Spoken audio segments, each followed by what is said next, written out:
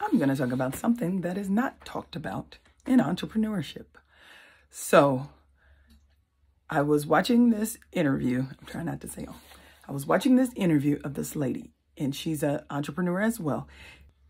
She was saying how if you work for a company and you're sick and you have the discipline to go to work, then you should have that same discipline to be able to do that with your own business as well.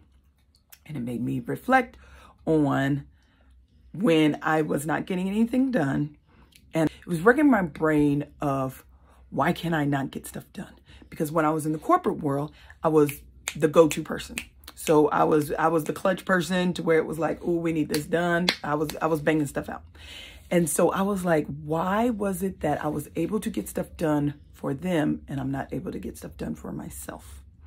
And I was watching The Bald and the Beautiful, TBTV, and Melissa Fredericks, Miss Kev on Stage, was talking. They were doing their vision board on this episode.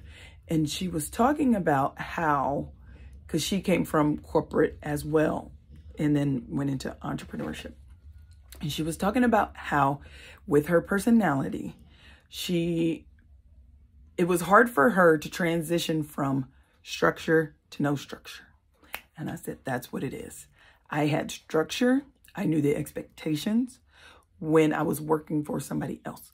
And if you're an entrepreneur or self-employed, you understand or you know that there is no structure. You create everything because you no longer have anybody to answer to except for yourself. And in the beginning, I definitely, one, didn't think I liked structure, and two, didn't think I wanted structure.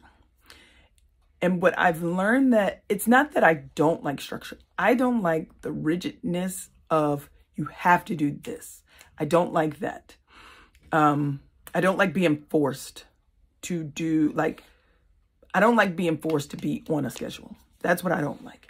I don't mind structure, but I know that I definitely need to know the expectations because I need to know the foundation of where I have wiggle room and where I don't.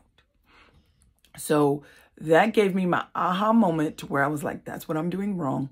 I don't have the structure when it comes to this business. So what I did was I created a job description and I put down the skills that I need for said job description. And I actually went a step further and actually broke down the steps with like all the skills and everything else like that. But that has cleared up my mind so much because now I do have the structure. I do know the expectation of what I am supposed to be doing. So I'm able to get stuff done. Hope this advice helps. The good thing about not being the first person is that you don't have to pave the way. You don't have to go through the trial and error like other people do. So you can learn from their mistakes or from the lessons that they learned. So follow for more if you want like hacks, tricks, whatever you want to call them. It's just information that I'm learning along the journey. And I just put it out here for if you see yourself going down the path, try this tactic. Try this tactic. See if it works for you. But people aren't talking about, people aren't talking about job descriptions. Nobody thinks about, people are talking about the fact that you don't have structure when you're self-employed, when you're an entrepreneur. They do talk about that. But I don't think that people really go into the depths of, because, you know, I be self-reflecting all the time.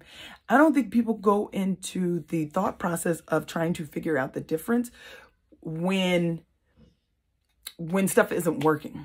And so Melissa was the only person that I've heard that even talked about job description. I've never heard anybody else talk about job description, like creating your job description. So hopefully this helps. Follow for more.